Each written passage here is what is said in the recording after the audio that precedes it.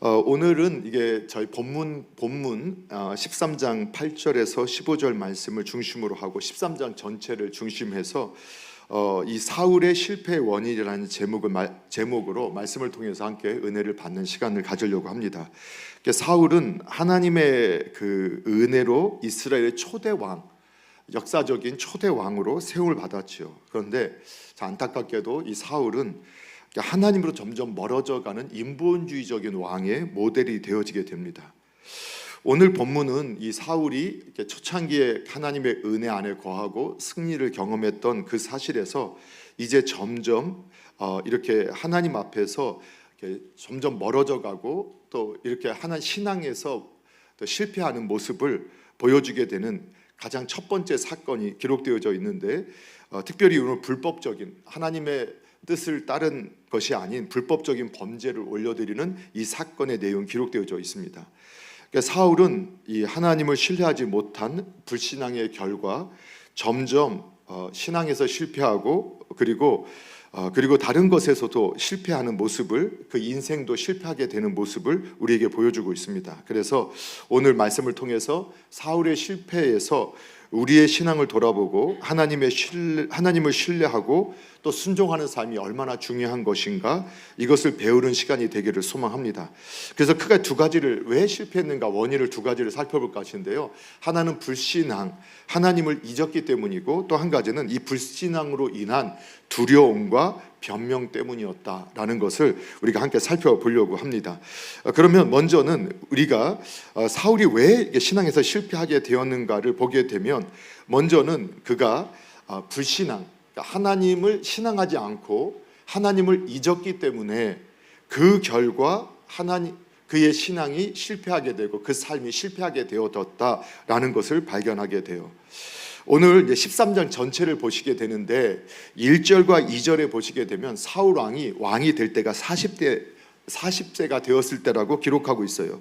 또 그가 이스라엘을 다스린 지 2년이 시간이 지났다. 아마 궁극적으로 좀 더 구체적으로 즉위식을 하고 그러니까 2년이라는 시간, 또 암몬의 나하스와 전쟁에서 승리하고 이 이스라엘 백성을 안정적으로 통치하던 시기가 2년이라는 시간이 지난 것을 확인할 수 있어요. 그런데 2절에 보게 되면 이스라엘 사람 3,000명을 택했다. 그 중에서 2,000명을 사울이, 그리고 그의 장자였던 요나단이 또 함께 그 3,000명의 군사를 2,000명, 1,000명 해서 이렇게 요새를 방어하고 이스라엘을 통치하면서 섬겼던 모습을 성경이 기록을 하고 있는 것을 보게 되어집니다. 그러니까 이 시대는 상비군이 없었던 거예요. 전쟁이 나면 장군이 또는 사사가 나팔을 불고 군대를 소집하면 이스라엘 20세 이상의 남자들은 군인으로 참전을 해야 했던 거죠. 그런데 왕이 세워지고 나서 처음으로 상비군, 항상 군인으로서 직업 군인이 이제 참 처음으로 등장하게 되는 거예요. 이스라엘 역사 가운데 그 상비군 3,000명이죠. 원래 이스라엘 백성들 지난주에 볼 때 나하스와 전쟁하는데 어떻게 하죠? 나팔 불고 하나님께서 백성들의 마음을 감동하시니까 전체가 33만 명 모였었던 거잖아요. 그 인원의 3,000명이니까 100분의 1도 안 되는, 그렇죠? 그리고 이스라엘 백성들이 출애굽하고 아마도 60만 정도 그대로 유지됐다고 한다면 아마 200분의 1도 안 되는 그러한 상비군을 두고 있었던 것을 알 수 있어요.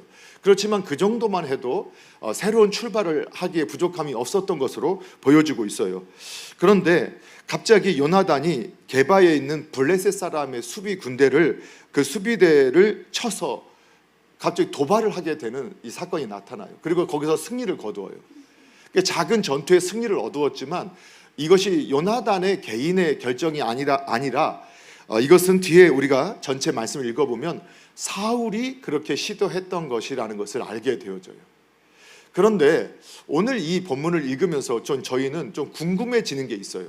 물론 제가 궁금한 것과 여러분이 궁금한 거 다를 수는 있지만 우리가 성경을 읽다 보면 궁금한 게 찾아와요. 왜냐하면 우리가 13장 전체를 읽다 보면 19절 이하에 보면 이 시대에 이스라엘 백성들은 블레셋의 통치를 받고 있는 것처럼 보여졌단 말이에요.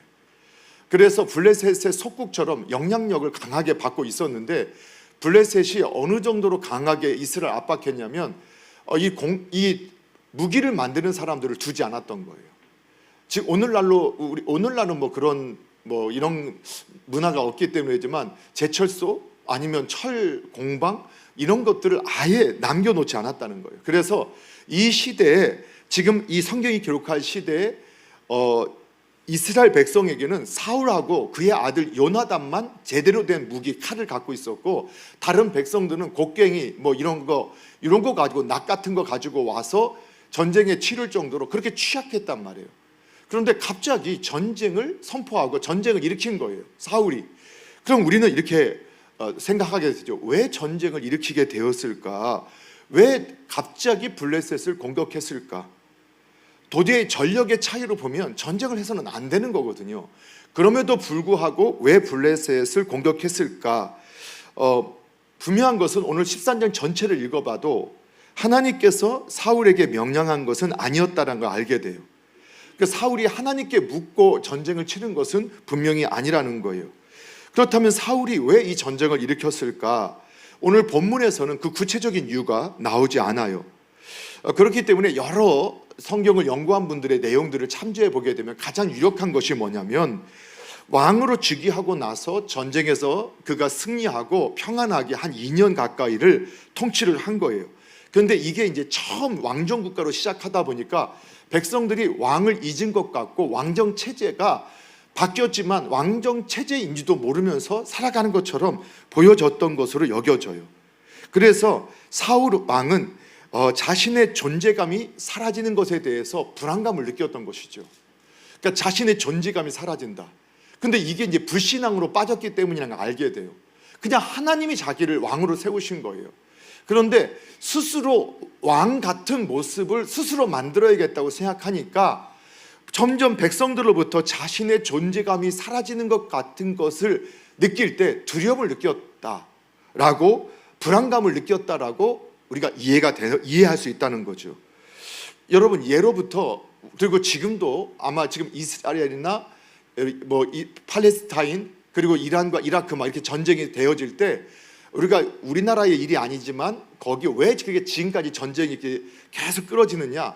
그게 이스라엘 총리의 그 부정과 부패를 가리기 위해서 끊임없이 전쟁을 유지하려 하고, 러시아와 또 우크라이나의 전쟁에도 결국은 이 지도자의 부정을 감추기 위해서 전쟁을 끌고 가는 이러한 내용도 있는 거 혹시 읽어보셨나요? 그러니까 예나 지금이나 이 지도자의 부정과 부패를 가리고 또 자기에게 향한 어떠한 문제를 다른 데로 돌리기 위해서 쓰는 전략 중에 하나가 이러한 전략, 전쟁, 외부로 돌리는 이런 것이 전쟁, 이런 것들이 하나의 전략이죠.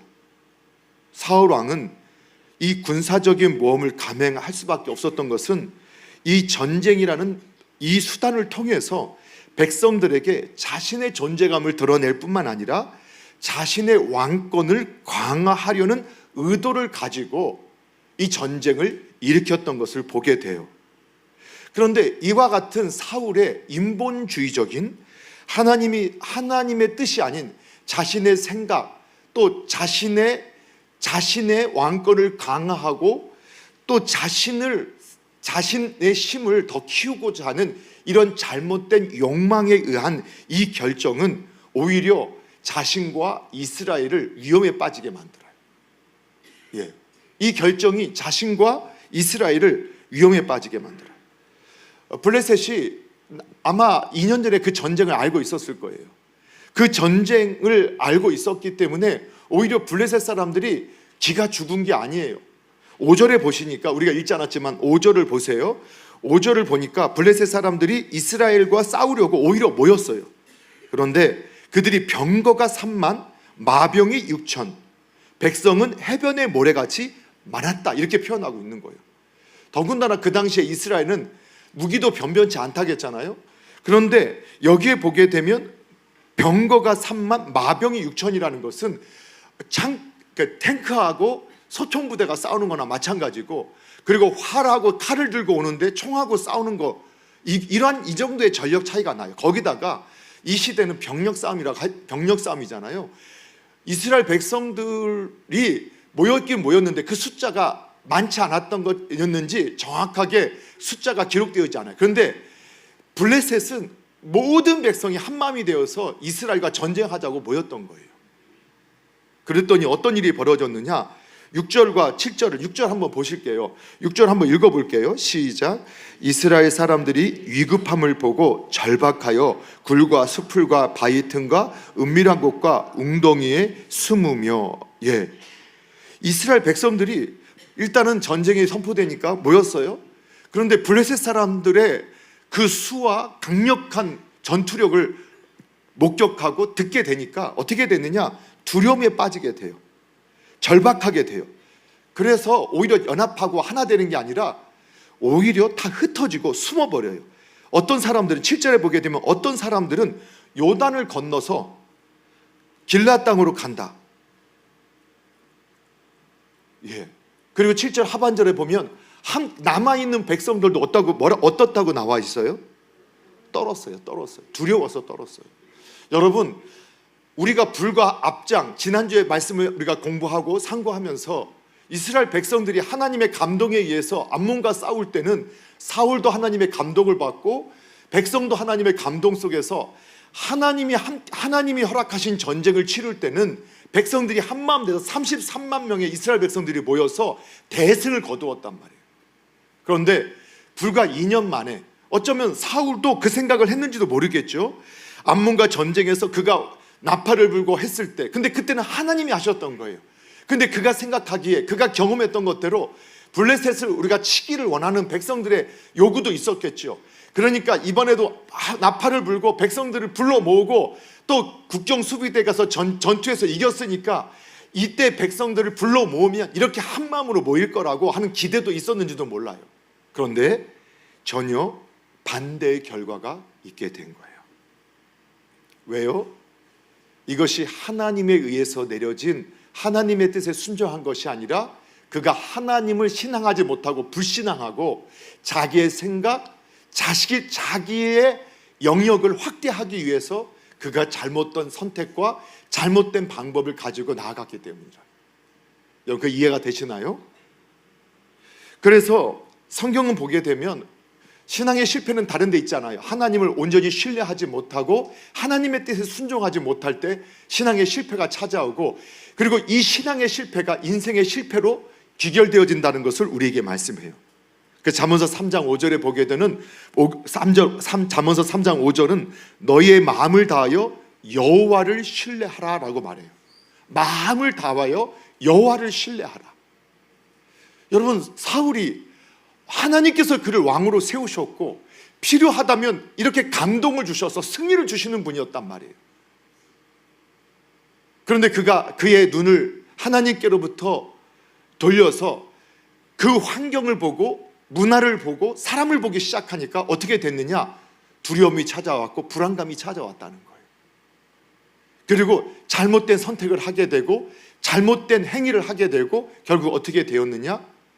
그의 인생이 결국 나락으로 떨어지게 되는 그 결과를 보게 되어져요. 그래서 성경은 뭐라 하느냐? 너의 명철을 의지하지 말라.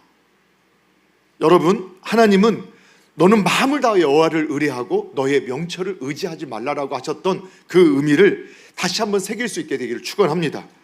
그래서 여러분, 잠언서 16장 1절에 보게 되면 우리가 잘 알고 있는 말씀이 나와요. 3절까지 마음의 경영은 사람에게 있어도 그 말의 응답은 누구에게 있다고요? 여호와께 있다라는 거예요. 잘 아시잖아요. 사람의 행위가 자기 보기에는 모두 깨끗해 보여도 하나님은 우리의 심령을 감찰하신다는 거예요. 우리의 의도를 알고 계세요. 아무리 우리가 포장해도 하나님은 우리 스스로 내가 생각하는 것대로 하나님 생각하시는 것이 아니라 하나님은 우리의 본질, 우리의 속을 알고 그리고 보신다는 거예요. 그래서 오히려 우리가 정말 하나님 앞에서 진실된 마음을 갖고 있다면 너의 행사를 여호와께 맡기라는 거예요. 네 마음이 정말 하나님을 사랑하고 이웃을 사랑하고 나라와 민족을 사랑하고 정말로 형제를 사랑해서 하는 것이라면 여호와께 맡기라는 거예요.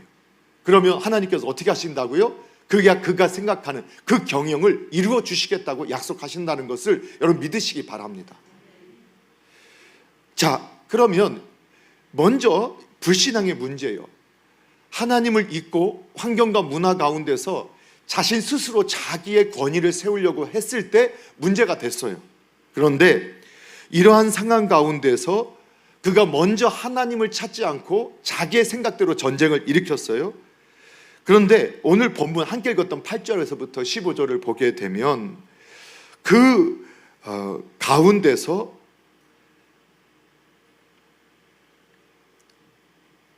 사울이 사무엘에게 SOS를 치게 되는 거예요. 그게 오늘 시작이에요. 문제를 일으키고 나서 하나님의 도움을 구하는 거예요. 문제를 일으키고 나서 하나님의 도움을 구하는 거예요. 그런데 이때 하나님의 도움을 구하는 것도 선한 의도가 아니에요. 이미 불신앙의 늪에 빠져버린 사울에게 있어서는 하나님에게 제사하는 것조차도, 사울에게 SOS를 친 것조차도 결국은 종교, 신앙심을 이용해서 자기의 목적을 이루려고 하는, 그래서 이 신앙마저도 자신의 목적을 이루려고 하는 수단으로 사용했던 것을 볼 수 있게 돼요. 그게 바로 오늘 사울이 하나님의 말씀대로 순종하지 못하고 결국은 악을 행하게 되는 그 결과로 확인할 수 있다는 거죠. 자, 오늘 여러분 우리가 사무엘이 정한 기한대로 이래 동안 기다렸다. 사무엘이 정한 기한대로 사울이 일주일을 기다렸다는 거예요. 우리가 성경을 보면 숫자가 영적 의미가 있다라는 말 들어보셨잖아요. 그렇죠? 그러니까 7이라는 숫자는 완전수다. 이거 많이 들어보셨죠? 그런데 사울에게 사무엘이 일주일 기다리라고 했던 데는 분명한 이유가 있던 거예요. 이거는 사무엘이 정한 게 아니라 하나님이 정한 시간이라는 것을 알 수 있어요. 7일이라는 시간이. 그런데 우리가 7일 하면 왜 7일일까 하면은 뭐 필요한 시간이겠지 하겠지만, 실제로 여러분 이스라엘의 영토가 지금 이스라엘 영토를 봐도 우리나라 지금 강원도 크기만 하다고 해요. 우리나라 강원도 크기, 여러분 강원도도 모르시나요? 강원도도 얼마나 넓은지 모르시면 강원도 크기만 한데, 요 사울이 통치하고 있을 때는 강원도보다 더 작은 영역을, 땅을 통치하고 있었어요.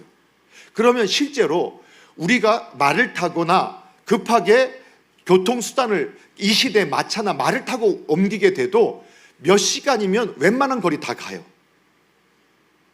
그렇죠?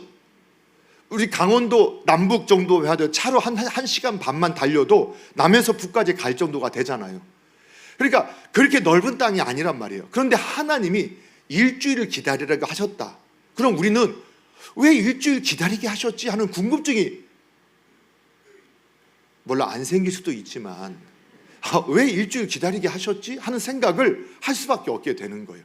이런 배경을 알면, 아니 몇 시간이면 올 수 있는 거리인데, 그리고 벌써 블레셋이 이미 민막스에 진을 치고 있었고 이스라엘도 군대를 모으고 있었잖아요. 전쟁이 바로 코앞에 있으면 어떻게 해야 돼요?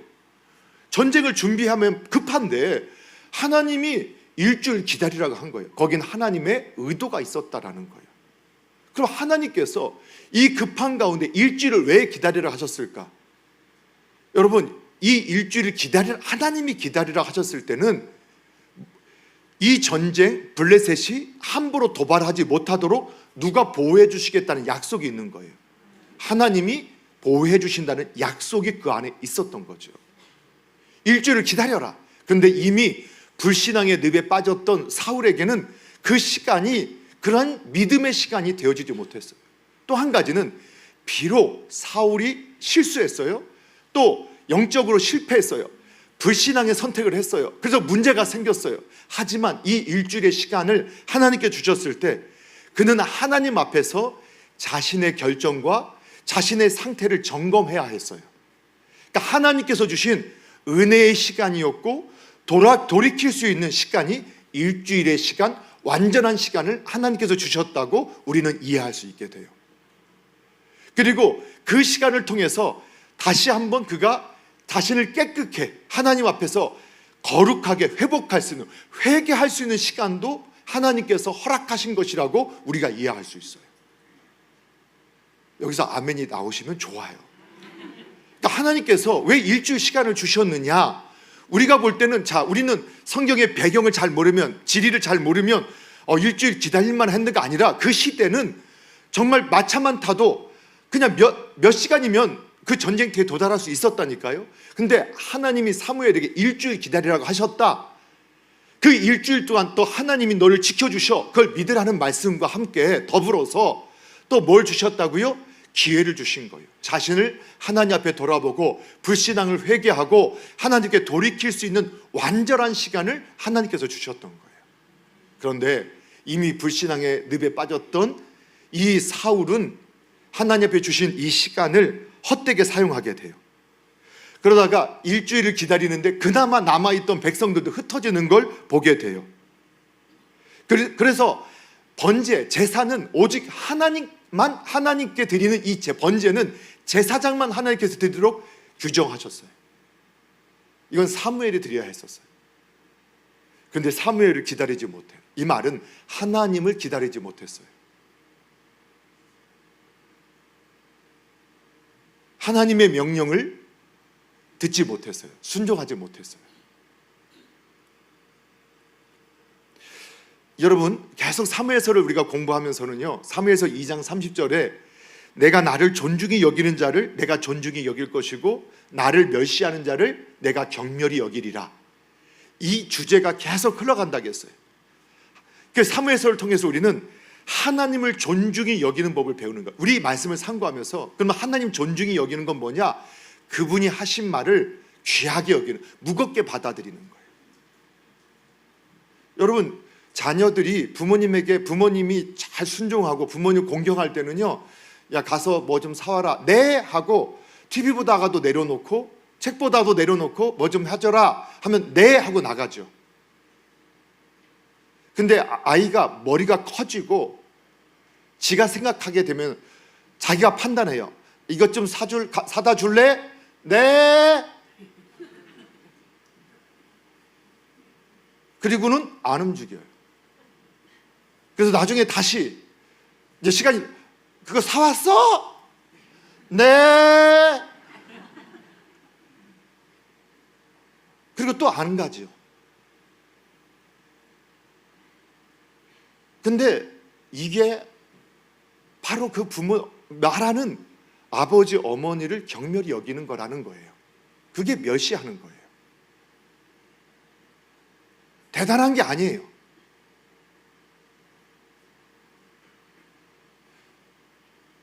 아내를 귀하게 여기면 아내의 말에 귀를 기울이죠. 남편을 귀하게 여기면 그 말 하나를 놓치지 않아요. 나중에 계속 나올 거예요. 다윗이 하나님의 말씀에 그가 순종했을 때 다윗의 용사들은 다윗이 지나가듯이 했던 말을 놓치지 않고 그 말에 순종해요. 그게 존중히 여기는 거예요.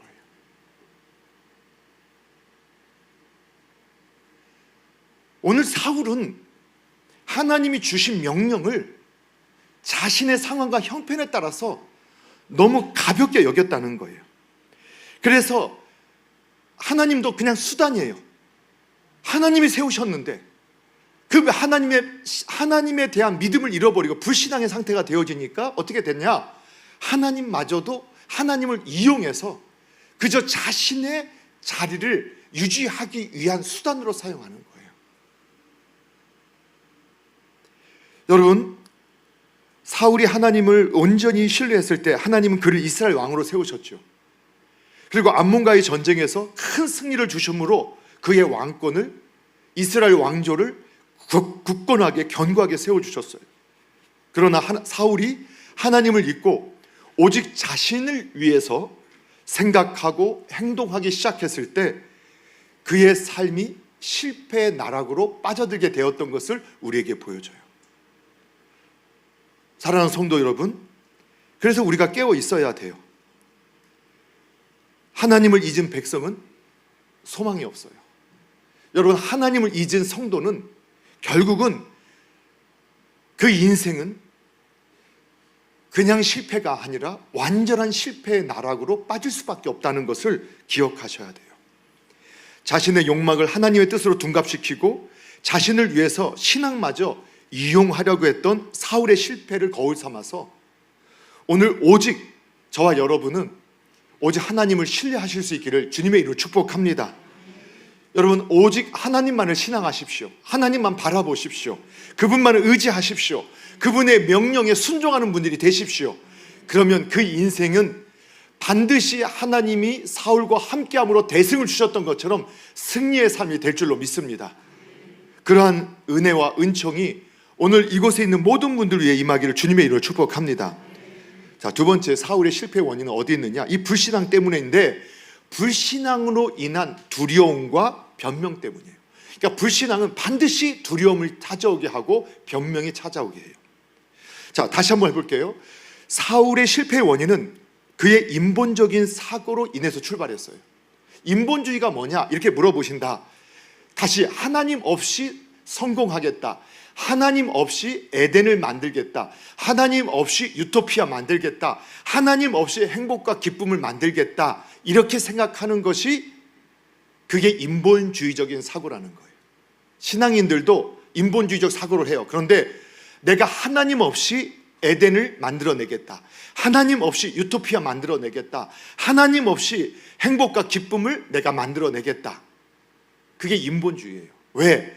하나님은 사람을 사랑하셔서 에덴을 우리에게, 유토피아를, 가나안을 우리에게 선물로 주셨어요. 그런데 왜 그 행복과 기쁨을 빼앗겼느냐? 불신앙 때문에, 하나님을 믿지 않았기 때문에 오히려 에덴에서 쫓겨나가 되었다고 말해요. 그러면 우리가 에덴을 회복하고 유토피아를 회복하고 행복과 기쁨을 다시 누릴 수 있는 길은 뭐냐? 하나님 안으로 들어가는 길이에요. 그것밖에 없어요. 그것이 성경의 가르침이에요.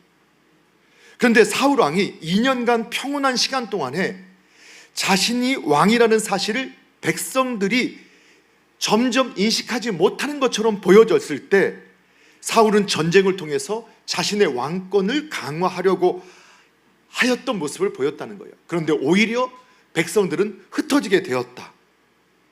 또한 오늘 본문에서 사무엘이 제사를 드리러 온다는 연락을 받고 일주일을 기다리며 겸손히 하나님 앞에서 회개하고 돌이키고 자신을 돌아봐야 하는데, 그 7일을 온전히 기다리지 못했다는 거예요. 그의 눈에 7일째가 되어졌을 때 그나마 남았던 백성들이 흩어지는 모습을 보았어요. 그래서 우리가 오늘 혹시 본문을 읽으면서 오해하시면 안 되는 게, 8절에 보게 되면 사울은 사무엘이 정한 기한대로 이래 동안 기다렸다라고 하죠. 그런데 백성들이 흩어져요. 그러니까 사울이 9절에서 번제와 화목제를 가져오라 하고 그가 번제를 드리죠. 그리고 그때 사무엘이 도착하게 돼요. 번제를 드리고 났을 때. 그럴 때 사울이 하는 말을 들어보면 마치 그가 시간을 일주일을 넘어서 온 것처럼 말을 하지만 실제로는 어땠다는 거예요? 일주일 안에 사무엘이 도착했다는 것을 알 수 있게 돼요. 그러면 그가 왜 그렇게밖에 행할 수 없었느냐? 그 이유가 오늘 본문에도 나오긴 하지만 그의 속마음을 아주 구체적으로 비슷한 상황에서 말했던 내용이 오늘 15장 24절에 있어요. 자, 15장 24절 한번 볼게요. 15장 24절, 오늘 본문은 펴놓으시고 15장 24절, 자, 함께 한번 읽어볼게요. 나중에 또 한번 보겠지만 함께 읽겠습니다. 시작. 사울이 사무엘에게 이르되 내가 범죄하였나이다. 내가 여호와의 명령과 당신의 말씀을 어긴 것은 내가 백성을 두려워하여 그들의 말을 청종하였음이니이다. 아멘. 자, 보세요. 오늘 사울이 하나님을 바라보지 않았더니 누구를 바라봤느냐? 백성을 보게 되었어요. 여러분, 하나님을 바라보지 않으니까 누굴 봤다고요? 백성을 봤어요. 하나님의 소리에 순종하지 않으니까 그가 왕으로 세움받았지만 지금 누구의 소리를 따르게 됐어요? 백성의 소리를 따르게 됐어요. 놀랍지 않나요? 성경은 우리에게 동일한 원리를 가르쳐줘요. 저희가 하나님을 보지 않으면 사람이나 환경이나 우리 원수를 보게 되어지게 되고, 그리고 우리가 하나님의 종이 안 되면 결국은 사람의 종, 원수의 종, 문제의 종, 상황의 종이 되어진다는 것을 오늘 우리에게 보여주는 거예요. 그래서 다시 한번 11절을 보게 될 때, 여러분 다시 11절, 5장, 우리 13장 11절 같이 한번 볼게요. 자, 사무엘이 이렇게 말할 때 왕이 뭐라고 변명하는지 볼게요. 11절 함께 읽겠습니다. 시작. 사무엘이 이르되 왕이 행하신 것이 무엇이냐 하니 사울이 이르되 백성은 내게서 흩어지고 당신은 정한 날에 안에 오지 아니하고 블레셋 사람은 믹마스에 모였음을 내가 보았으므로. 아멘. 여러분, 역시 보았다는 거예요. 뭘 봤어요? 11절을 보니까 백성이 흩어지는 걸 보았어요. 그리고 사무엘이 아직 도착하지 못한 걸 봤어요. 그리고 블레셋을 봤어요. 그래서 두려웠다는 거예요. 하나님을 보지 않으니까 뭘 봐요? 사람을 보고 환경을 보고 문제를 봐요. 그리고 두려움에 사로잡혀요.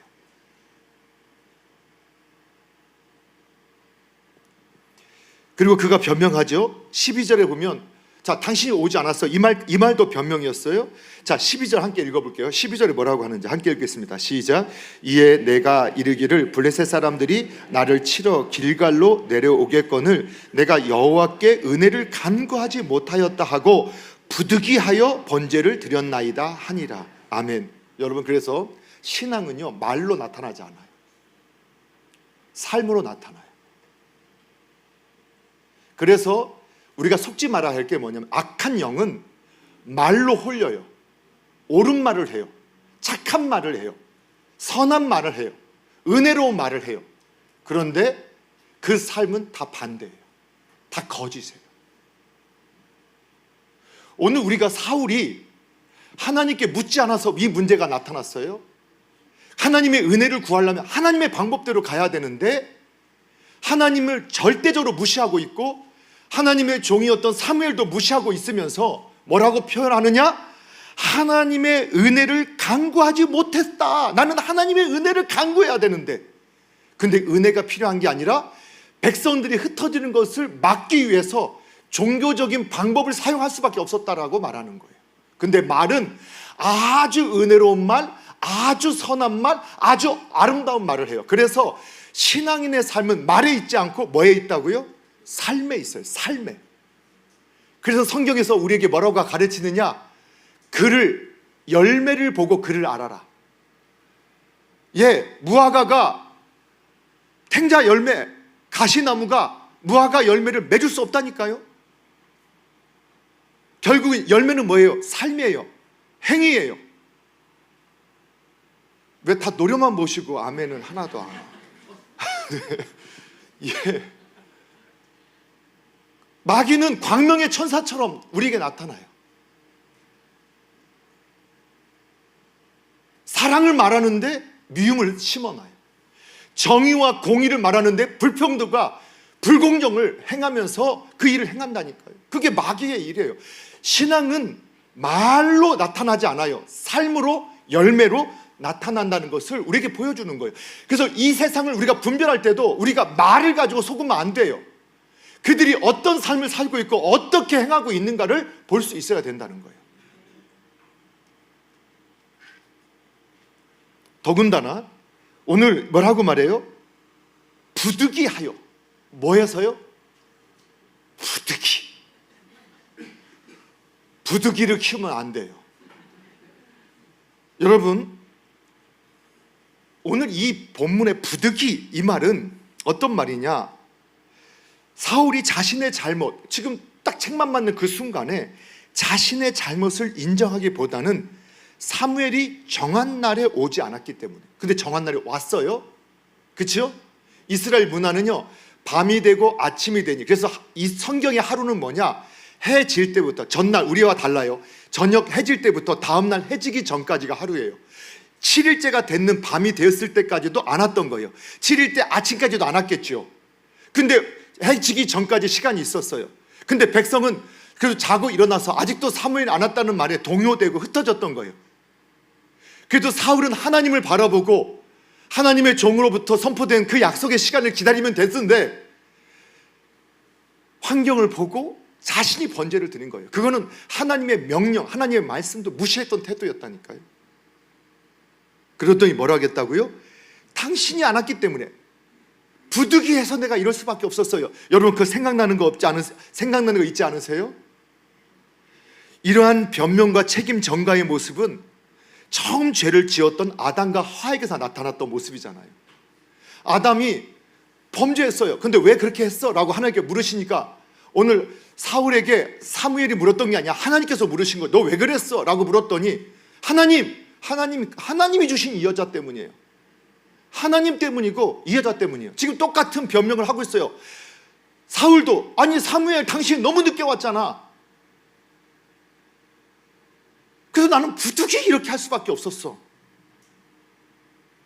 부득이. 결국은 하나님을 떠난 사람에게 어떤 일이 나타나느냐, 어떤 모습이 나타나느냐, 바로 변명하고 책임을 전가하는 모습, 두려움에 사로잡힌 모습. 그래서 이걸 통해서 우리는 사울이 지금 하나님을 떠나가고 있구나, 점점 더 불신앙의 늪에 빠져들고 있구나 하는 것을 보게 되어져요. 사울은 결국 회개할 기회를 놓쳤어요. 그가 시선을 하나님께로부터 돌려서 자신과 사람들, 즉 환경을 보기 시작할 때 그의 신앙만 무너진 게 아니라 그의 인생 전체가 무너지게 돼요. 그리고 오늘 본문의 13절 14절에서 그의 왕위가 길지 못할 것이요, 그의 나라가 길지 못하게 될 것이고 그의 왕조는 다른 사람에게 넘어갈 것이다 라는 절망적인 말씀까지 듣게 돼요. 오늘 우리의 시선이 어디를 향하느냐에 따라서 신앙과 불신앙이 결정된다는 사실을 오늘 저와 여러분이 기억하셔야 됩니다. 여러분, 하나님을 두려워하지 않으면 누굴 두려워하게 된다고요? 사람을 두려워하게 돼요. 하나님을 보지 않게 되면 뭘 보게 된다고요? 사람을, 문제를, 환경을, 원수를 보게 돼요. 잠언서 29장 25절에서 사람을 두려워하면 올무에 걸리거니와 여호와를 의지하는 자는 어떻게 된다고요? 안전할 것이다. 여러분, 신앙은 끊임없이 믿음을 가지고 하나님 바라보는 거예요. 하나님 신뢰하는 거예요. 하나님을 믿으시는 거예요. 여러분, 저와 여러분 하나님께서 이미 하나님의 자녀로 삼아주신 거 믿으시나요? 여전히 사울처럼 왕같은, 제사장 같은, 선지자 같은 존재로 저와 여러분 하나님께서 택하시고 세우셨음을 믿으셔야 돼요. 그리고 하나님 함께 하세요. 여러분, 스스로 뭔가 하지 않아도 돼요. 이미 하나님의 자녀고 하나님의 백성이고 하나님의 선물이라는 사실을 믿으시기 바랍니다. 우리가 그분을 의지하고 그분께 맡기고 그분의 말씀에 감동을 받아서 감동을 따라서 성령님의 지시를 따라서 말씀을 따라 살게 되면 저와 여러분의 삶은 우리가 상상하지 못하는 놀라운 승리가 찾아오는 삶이 될 줄로 믿으시기 바랍니다. 여러분, 그렇지 않을 때는 어떻게 되냐? 우리의 시선을 하나님께 향하지 못하게 되면 불신앙에 빠지게 돼요. 저는요, 사실 명절이 별로 즐겁지 않았던 사람이에요. 이번 명절은 제가 기다려요. 길어서 쉬는 날이.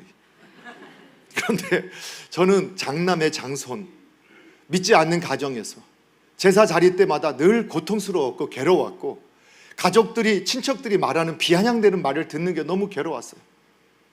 어느 때는 제가 그래서 많은 경험을 했었어요. 어느 때는 기도하고 해서 잘 준비해서 정말 은혜 가운데서 그 시간들을 보낼 때가 있었고, 어느 때 하나님을 바라보지 못하면 그냥 그 아버지, 어머니 또는 가족의 눈치, 친척들의 눈치, 그 환경에 짓눌려서 명절이 너무 기쁘지 않고 도망치고 싶은 날이 됐던 것을 기억해요.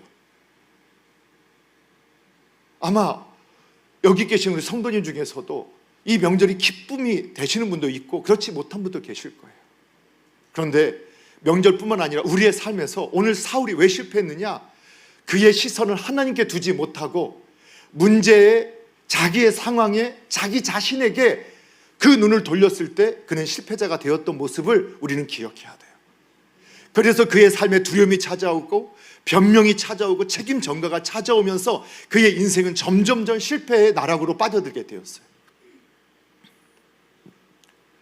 사랑하는 성도 여러분, 하나님을 온전히 신뢰함으로 놀라운 승리를 경험했던 사울은 하나님을 온전히 신뢰하지 못함으로 두려움에 사로잡히고 또 자기를 변명하기에 급급하게 되었고 결국은 하나님의 은혜로부터 점점점 멀어져 가는 그 모습을 우리가 보았어요. 오늘 우리는 사울의 불신앙, 그 불신앙의 결과를 통해서 사울의 영적 실패의 모습을 보게 되었어요. 그리고 하나님을 잊고 그 시선을 환경, 사람, 문제에게 두는 그 사람은 결국은 인생의 실패의 길로 나아갈 수밖에 없다는 것을 우리가 확인했습니다. 여러분, 이때 다시 한번 주님의 말씀을 기억했으면 좋겠어요. 마태복음 10장 28절에서 주님께서 우리에게 이렇게 말씀하셨죠. 몸은 죽여도 영혼은 죽이지 못하는 자들을 두려워하지 말고 오직 몸과 영혼을 능히 지옥에 멸하실 수 있는 자를 두려워하라. 여러분, 그 말씀을 기억하셨으면 좋겠어요. 그래서 시인이 시편 118편 8절에서 여호와께 피하는 것이 사람을 신뢰하는 것보다 낫고 여호와께 피하는 것이 고관을 신뢰하는 것보다 낫다라고 고백했던 그 고백이 저와 여러분의 고백이 되었으면 좋겠어요. 여러분, 사람 의지하지 마십시오. 예? 고관도 의지하지 마십시오. 목사님도 믿지 마세요. 남편도 믿지 마시고 아내도 믿지 마시고 의지하지 마시고 자식도 의지하지 마세요. 부모님도 의지하지 마세요. 이 땅의 통치자도 의지하지 마세요. 이 땅의 사상도 어떤 것도 의지할 대상이 아무것도 없다는 것을 다시 한번 확신했으면 좋겠어요. 사랑하는 성도 여러분, 오늘 사부의 실패의 원인을 찾아가면서 우리는 불신앙이 결국은 모든 실패의 원인이고 영적 실패는 작은 실패가 아니라 모든 인생의 실패로 귀결됨을 우리가 보게 되어졌어요. 하나님을 향했던 시선을 그대로 두지 아니하고 다른 것을 바라볼 때 우리의 삶에서 불안과 두려움과 불평과 원망과 변명과 책임 전가가 찾아오고 그의 인생은 점점점 불안해지고 또 불행해지는 것들을 보게 되어지게 될 겁니다.